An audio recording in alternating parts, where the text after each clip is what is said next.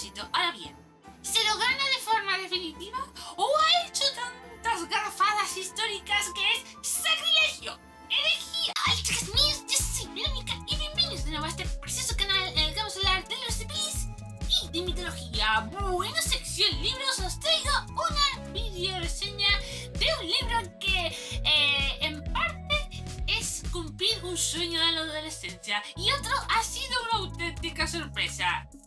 Por cortesía del Kindle, y es la primera parte de la trilogía Versalles, Un secreto en la corte del rey Sol de Catherine Vega. Así que sin enrollarme más como una persona, primero fangirlearemos sin spoilers, luego con spoilers. Sí, voy a admitir que voy a fangirlear y me explicaré por qué. A ver, ¿cómo se puede fangirlear sin spoilers? Fácil, diciendo lo que te gusta sobre todo y eso que puede haber algo que no sea perfecto, pero vayamos por partes. Lo primero y ante todo, ¿por qué se ha cumplido un sueño de la adolescencia? Porque allá por la época de 16, 20 años que tuve, me fascinó. Tuve una pequeña obsesión con el mundo de Versalles, especialmente el Versalles de Luis XIV. La figura de Luis XIV de Francia siempre me ha parecido una de las más complejas y fascinantes que hay en la historia de la humanidad. La verdad es que con los reyes europeos hay historia para rato. Y claro, de las pocas adaptaciones que se ha hecho de la vida de este monarca, por ejemplo, la película francesa Le Roi Danse, El Rey Baila, creo que se diría en español, Le Roi Danse, la vi como unas 500 millones de veces. Llegué a verme documentales acerca de Luis XIV y de la serie Versalles llegué a ver los 2 primeros capítulos. Tener en cuenta de que por aquel entonces era más fácil llegar a hacer las artes del Monkey D. Luffy, dejémoslo ahí. Pero siempre había algo que me dejaba como y no me era suficiente, y era leer algún libro ficticio, no ficticio, que se ambientara en Versalles. Así que cuando encontré esta trilogía dije, me meto de lleno de cabeza. O sea, ya por ese punto la autora se ha ganado mi corazoncito. Ahora bien, ¿se lo gana de forma definitiva o ha hecho tantas garrafadas históricas que es sacrilegio, herejía? Voy a respirar hondo, o sea, no llevo ni 5 minutos de vídeo y creo que ya me estoy emocionando más de la cuenta. Pues, a ver, tened en cuenta de que aquí se trata de una chica llamada Aurore Béchard que entra en la corte de Versalles por cortesía de el Monsieur Philippe de Orleans y bueno, en el Versalles tiene que sobrevivir a intrigas, a conspiraciones y a un amorillo entre 2 hermanos. Lo pone en la sinopsis, o sea, ahí no estoy desvelando gran cosa, evidentemente. Ya solo con la presencia de la protagonista femenina sabes perfectamente que hay anacronismos históricos. Si te sabes la historia de Versalles, sabrás que hay bastantes anacronías. Aquí la autora básicamente ha recolocado acontecimientos históricos en diferentes fechas. Adelantó algunas, retrasó otras, hizo que algunos personajes históricos en su libro murieran antes o murieran después, se fueran antes, se fueran después. O sea, hizo ahí un potaje para que pudiera encajar con la trama. Pero es que la trama es tan buena que alguien como yo, que es una apasionada de la historia, le ha importado más bien poco. Y eso son palabras mayores, ¿eh? Además, si no tienes gran idea sobre el Versalles de Luis XIV, no notarías esas diferencias. Así que esto es un poco puritano por mi parte, las cosas como son, purista de la historia, quiero decir. Y la trama es bastante intrigante. O sea, no solo hay romance, bastante romance, y no es un romance convencional, ojo al lado, pero está muy bien llevado. También hay una trama de un cierto misterio, hay una trama de conspiraciones y hay ciertos acontecimientos que incluso si hubiera sido un anacronismo, si no los hubiera puesto, me habría salido muy poco el libro, las cosas como son. Pero bueno, la trama en sí está muy bien hecho, pero los personajes son oro puro. Auténtico oro puro. Para empezar, la propia protagonista, Aurore, que con el carácter que tiene, ella podría haber caído fácilmente, pero muy fácilmente, en el cliché de yo no soy como las otras chicas, teniendo en cuenta que tiene un carácter muy impropio de la época y tiene bastante carácter. Podría haber llegado a ser alguien insufrible, insoportable, en plan, ¿por qué todo el mundo la quiere? ¿Por qué todo el mundo está pendiente de ella? Pero tiene su cierto límite moral, tiene su cierto interés, es interesante, avanzada para su época, sí, pero sabe cuándo comportarse y sabe cuándo sacar las garras, lo cual hace que Auror seas una de las mejores protagonistas femeninas que he leído últimamente.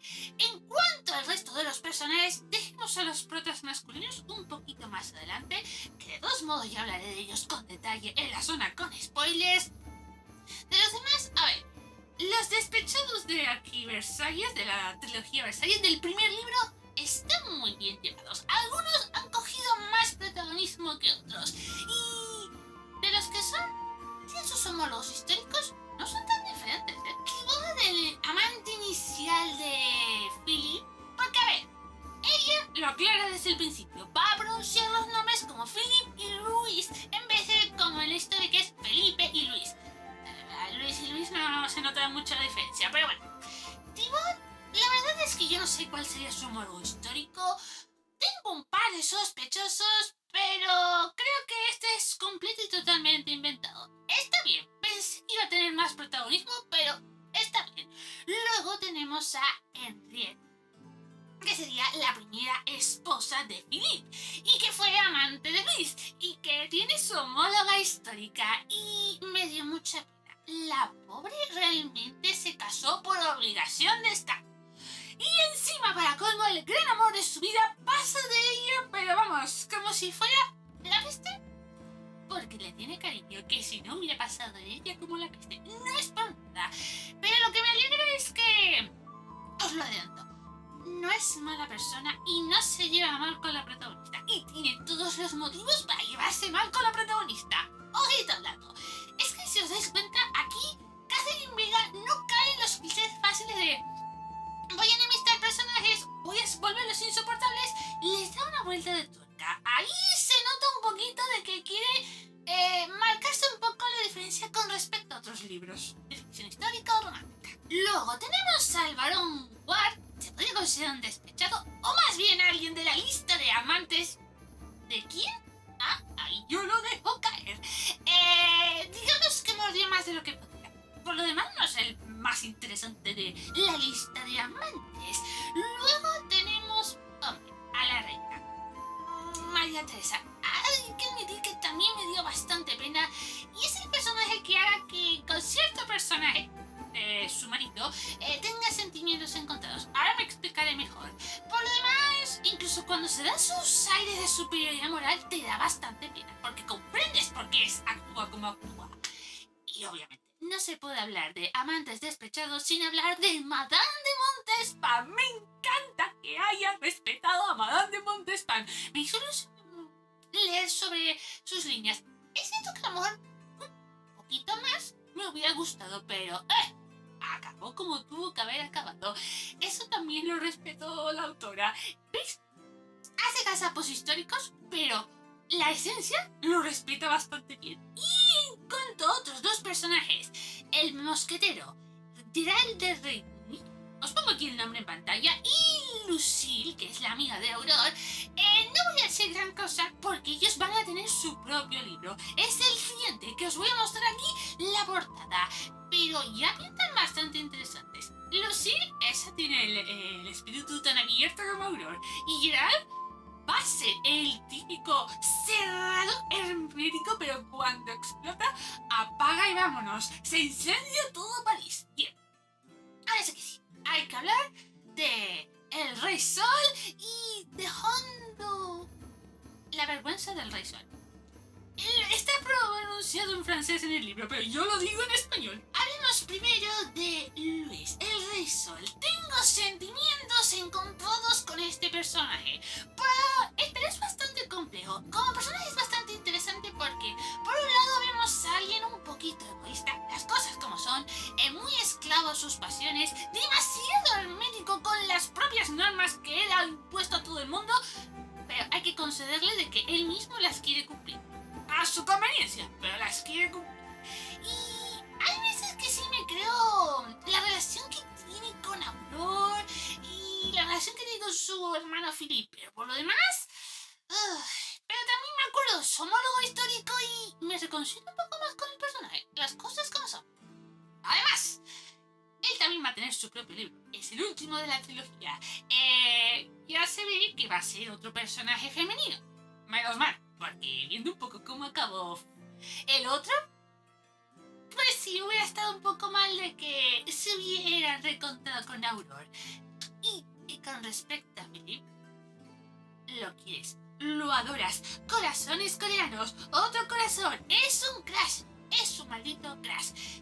Amable, leal, divertido, pervertido, las cosas como son. Pero es una perversión que te encanta, te hace parecer que el personaje es muy carismático, pero sobre todo es una perversión que se complementa con la perversión de la protagonista femenina, porque esta no es precisamente la más purita.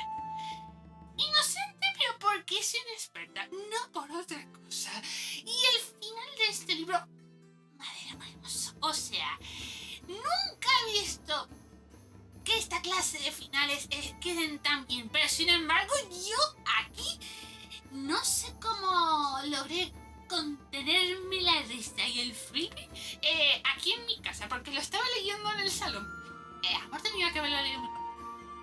En la zona con spoilers te explicaré mejor por qué estoy diciendo por qué lo leí en tal sitio y tenía que haberlo leído en otro. En conclusión, ¿seguiré con la trilogía? Por supuesto. O sea, después de este libro y de que la propia autora diga que siga un poco la misma tónica a los otros dos, hostias, y tengo los tres en el Kindle, o sea, no tengo excusa para no leerlos a lo largo de lo que queda este año. Y eso es lo que puedo decir en la zona sin spoilers de Un secreto en la corte del Rey Sol. Espero pronunciarlo bien. Siempre tengo problemas con los títulos largos, da igual de qué género sea, pero las emociones siguen ahí. En fin, sin más dilación, vamos a ir despidiéndonos. En la cajita de descripción vais a encontrar todas mis redes sociales para que me podáis ir siguiendo.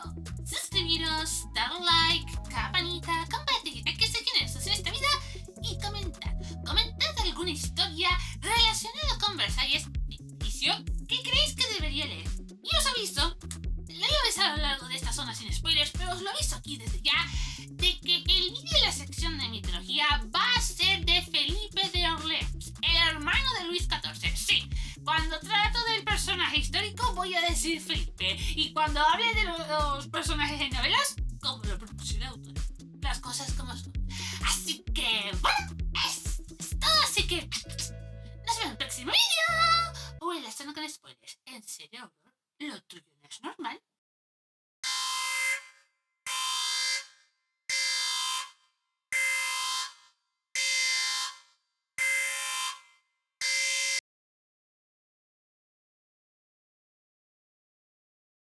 Y llegamos a la zona de spoiler total. Bueno, empecemos con la primera aparición de Aurora, que está discutiendo con su tío Lambert. Porque a ver, resulta de que Aurora no tiene padres, se cría con su tío, un tío que es un poco liberal, pero más que por ideas liberales, es un poco descuido.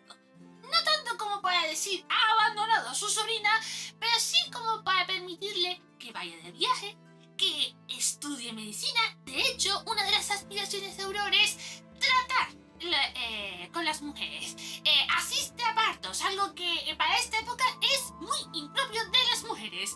Agradezco este personaje, la verdad, lo agradezco, esta aspiración suya, que en esta época era un poco perturbador esa parte. Pero bueno, en conclusión, Aurora quiere quedarse en París, conocer el amor. Estaba conociendo a alguien que no tiene ninguna importancia, porque en cuanto entra en Versalles prácticamente se olvida de él. Pero su tío dijo, no me da la gana, quiero aspirar a más. Nos vamos a quedar en donde podamos en Versalles. A ver, uno no puede acceder al lado del rey así como si nada. Hay una serie de protocolos, hay una serie de jerarquía. Pero, claro, tener en cuenta de que en Versalles también había aldea, casas alrededor, donde se quedaba la clase más baja. Ahora, a ver, lo cumple, de muy mala gana, pero lo cumple. Y gracias a esto tenemos historia. Así que podemos decir, tío Lambert, muchas gracias por darnos este libro. Entre la pataleta duda que tiene Aurora y la primera impresión que tiene sobre Philip, aquí uno se queda en plan, ¿la protagonista va a ser alguien totalmente insoportable o te va a caer bien? Aquí te quedas con el beneficio de la duda. Aunque, visto lo visto, también tiene un poco de motivo. En plan, ella se quiere quedar en París, no quiere meterse en intrigas de la corte, completamente lógico. Y en la primera impresión con Philip la trata un poco menos que como una pueblerina desquiciada y la obliga a ir a Versalles. ¿Pero por qué la obliga a ir a Versalles? Por una razón muy sencilla. La reina está embarazada del rey, evidentemente, y no está teniendo un embarazo un embarazo que no está sufriendo lo que no está escrito. Y aquí él considera una cosa, concederle algo al rey Sol, y es que se preocupa de su descendencia, que luego los manda a otro castillo para que puedan hacer sus cositas sin que los niños molesten. Cositas que también pasaban en el Versalles real, en el Versalles histórico, pero en fin. Aurora llega, y aquí es un momento en el que yo decidí que Aurora era un gran personaje, y es cuando ve a la reina, que básicamente la trata con cariño, la trata con paciencia, le da buenos consejos médicos, y en cuanto al respecto al embarazo, es una de las veces en las que Aurora es inflexible, y si se tiene que saltar el protocolo, se salta el protocolo.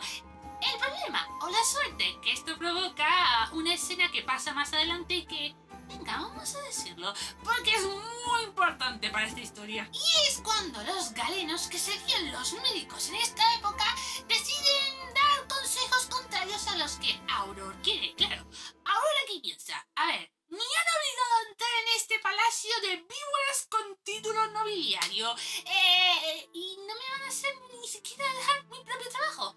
Se va a la cámara del consejo del rey, al margen de que ella no ha sido citada y no puede ser citada, para decirle, a ver, majestad, ¿me deja hacer mi trabajo, sí o no?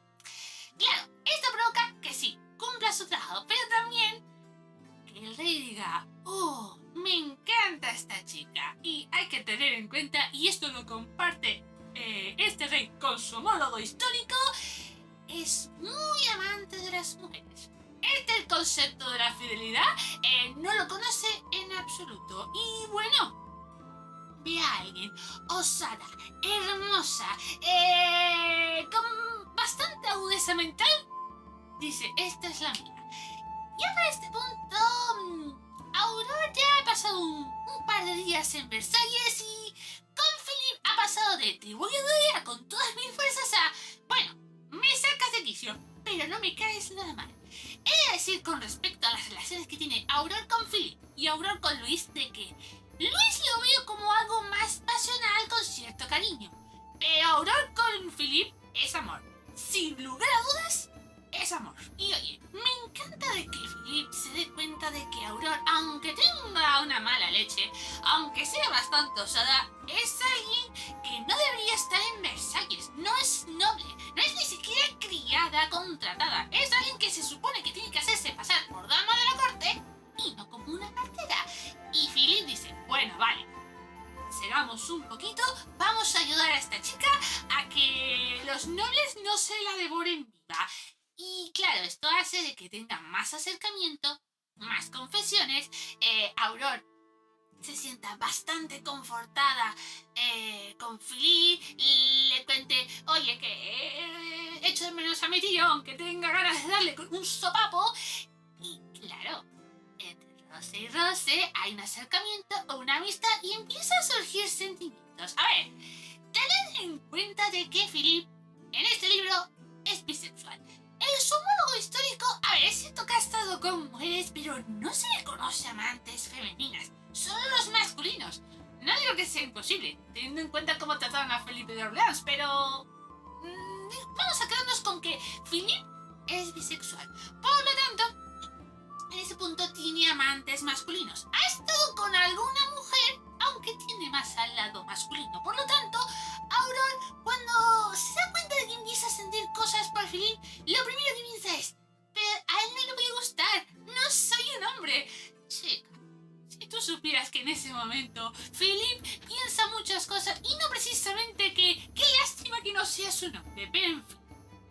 Pasan ciertas cosas, Luis se da cuenta de que Aurora es fascinante, pero yo creo que hay un par de puntos en los que se da cuenta de que entre Philip y Aurora hay bastante amistad. Y aún así, el tío ahí, con sus dos huevos bien puestos, sigue adelante con su conquista de Aurora. También hay que considerarle de que este no es... A ver, no impone, pero tampoco te puedes negar a una petición del Rey Sol. Lo que yo digo, lo del Rey es bastante complejo, lo de Luis es complejo.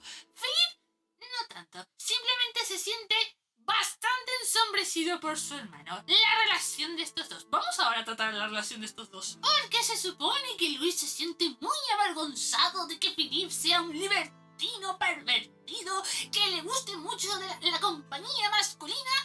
No es que eso sea mentira, pero digamos que de cara a la galería lo exageran bastante, porque luego después se llevan bien, se tienen mucho cariño.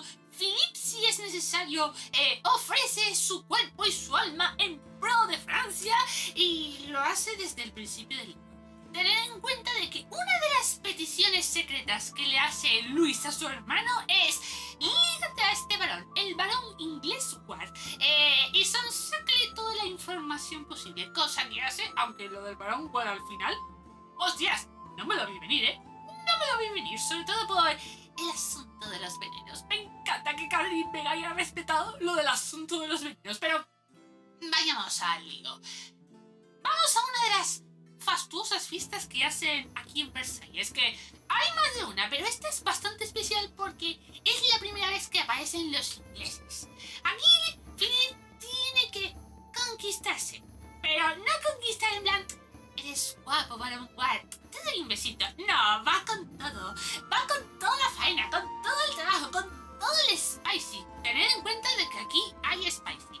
La autora te lo avisa desde el principio. Pero tranquilos, esto no es una novela erótica. ¿Hay bastante spicy? Sí, pero no es erótica, hacedme caso. Pero bueno, claro, mientras Philip por un lado se está conquistando al varón Ward,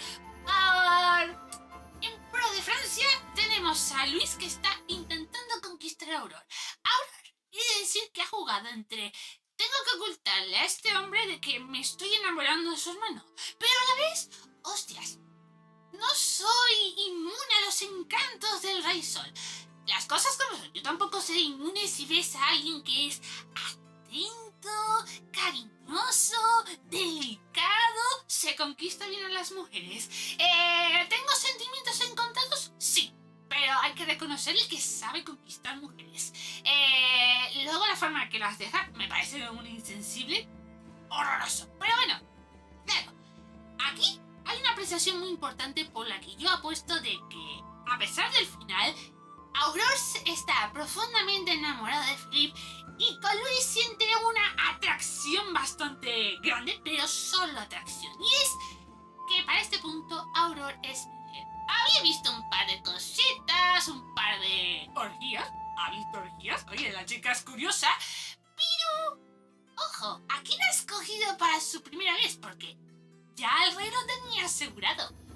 No, prefiere ir a la habitación de Philip, que está al lado suyo en ese momento, y le dice: sé que le gustan los hombres, pero por favor, hágame suya. Digo, oye, la chica sabe lo que quiere. Y aquí Philip dice: esta es la mía. Aurora, oye papá, que te tengo que decir que no solo me van los hombres, también he estado con mujeres. Y la escena que tienen la primera vez estos dos, madre del amor hermoso.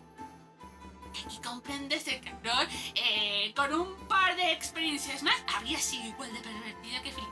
Por eso siento incluso que son almas gemelas.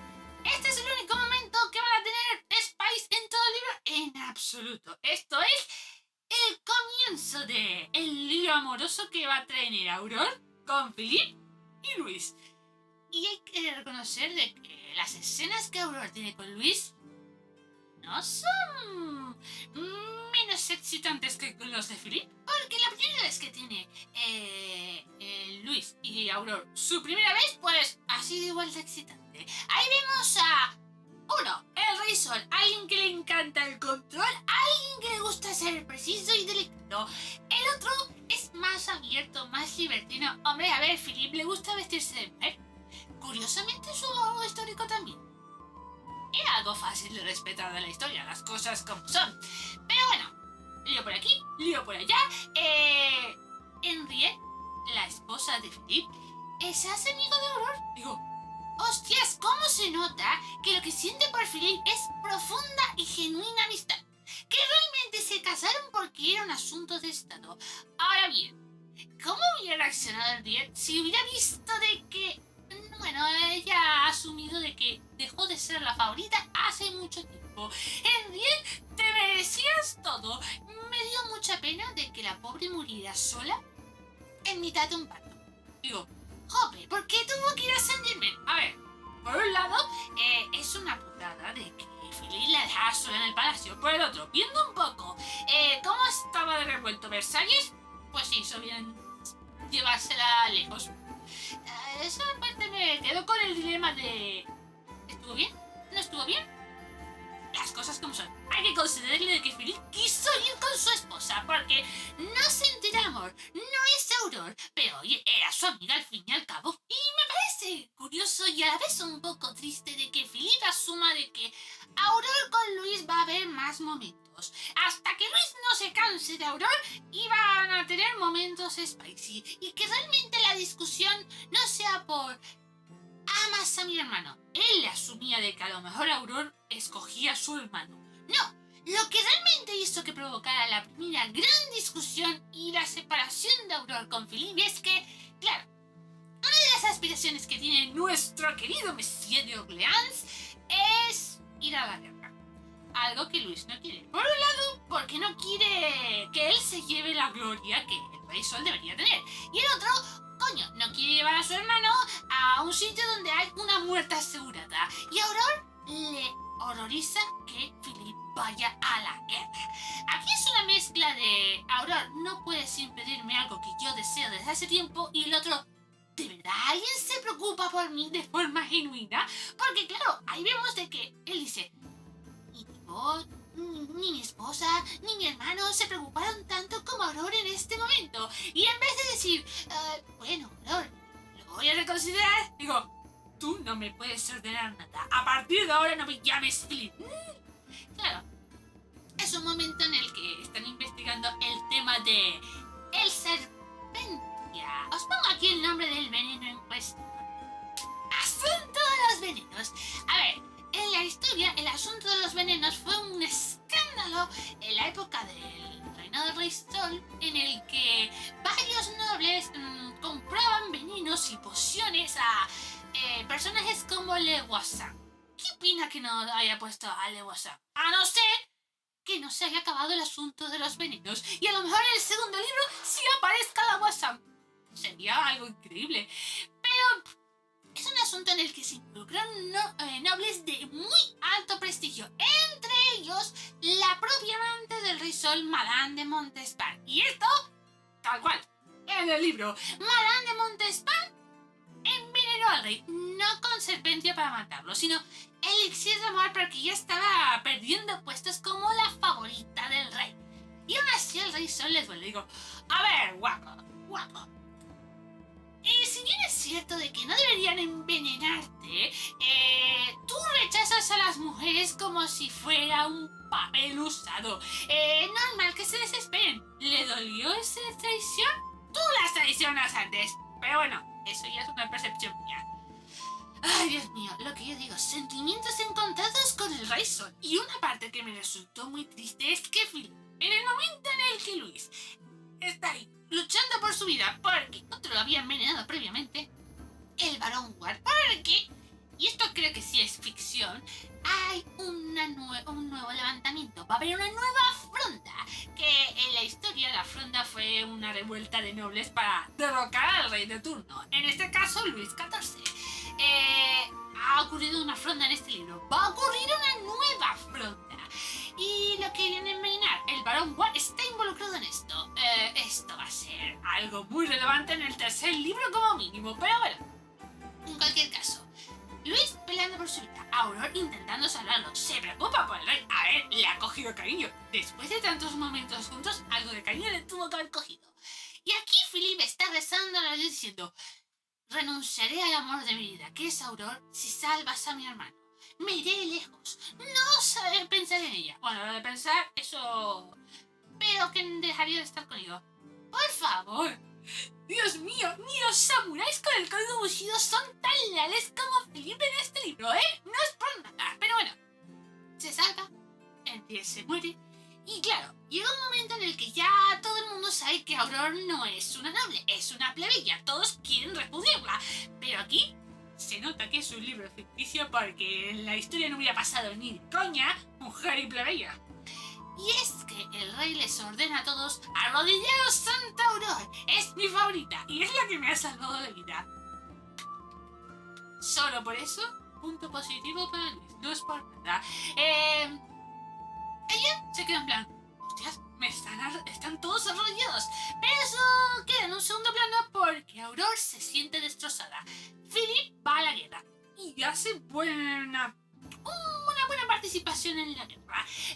Auror, destrozada, desolada, no quiere saber nada de los nobles. El único momento en el que se siente feliz es en sus momentos con Luis.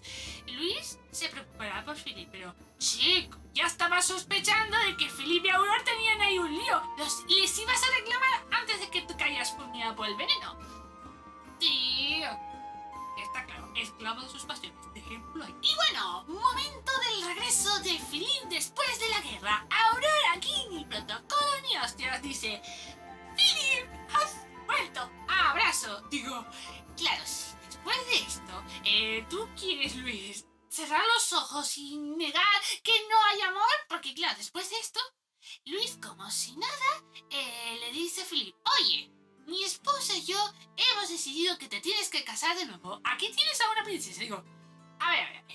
Luis, Rey Sol, querido, ¿no ves que tu hermano se ha abrazado de forma pasional con tu amante y tú haciéndote el loco que flipas en colores cuando te confiesa Philip en ese momento: amo a Auror con todas las fuerzas de mi vida, y tú lo llamas capricho? Tú, precisamente, lo llamas capricho. Tócate las narices. Pero otro momento en el que la lealtad de Philip hacia Auror y hacia Luis se eleva hasta el cielo. Y es básicamente cuando Philip le dice a Luis: renuncio a mis títulos, dejo de ser príncipe, viviré en París o me iré a la guerra. Eso sí, Auror se quedará contigo, porque te quiero, hermano. Ni Luis fue capaz de ser inmune ante ese sacrificio. En plan, realmente me quiere. No quiere cumplir esto porque también quiere a mi amante. No puedo seguir con esto. Bueno, venga, vale, te concedo este capricho. Y se casan Philip y Auror. Pero antes, la escena final. Digo, de todas las cosas que ha podido escoger la autora, esta es la que menos me esperaba. Y fue de las que dije: Dios mío de mi vida. Auror, después de darse cuenta de que se puede casar con Philip, tiene un trío con Philip y Luis. Lo hace con los dos. Se monta un trío con el Rey Sol y Mesías de Oleas. Digo, Dios mío, eso no me lo esperaba. Eso fue un plot twist. Y eso que hay una escena en la que Philip nos cuenta de que cuando eran más jóvenes, él y su hermano habían compartido un momento con una criada. Así que en el fondo ahí Catherine nos estaba diciendo una escena importante. Digo, no está puesto ahí de gratis. Vamos a admitir el hecho de que ambos son hermanos para nuestra paz mental.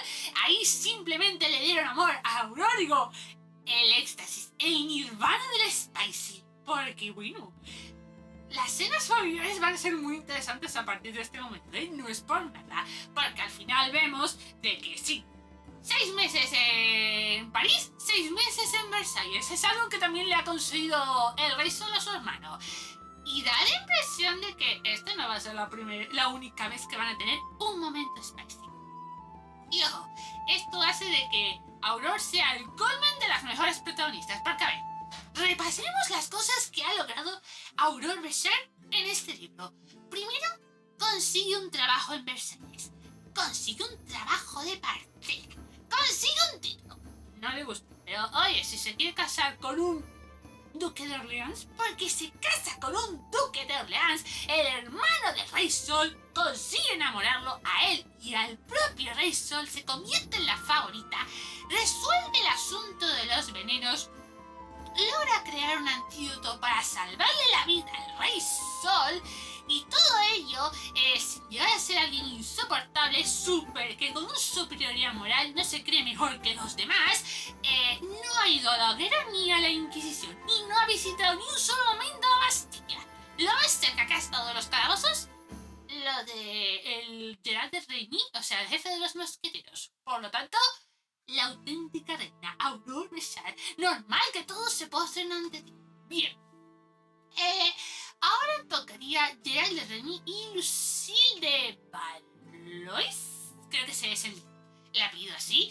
Y por comentarios que he visto en Goodreads, estos van a ser incluso más pervertidos que Philip y Aurore, lo cual eso ya es decir mucho. Bueno, eso es todo lo que puedo decir acerca de la zona con spoilers de Un secreto en la corte del Rey Sol.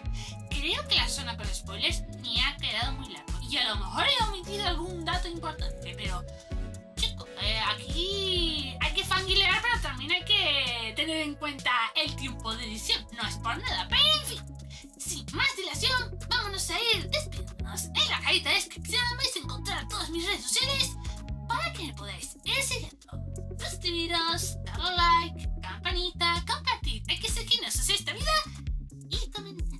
Así que bueno, eso es todo, así que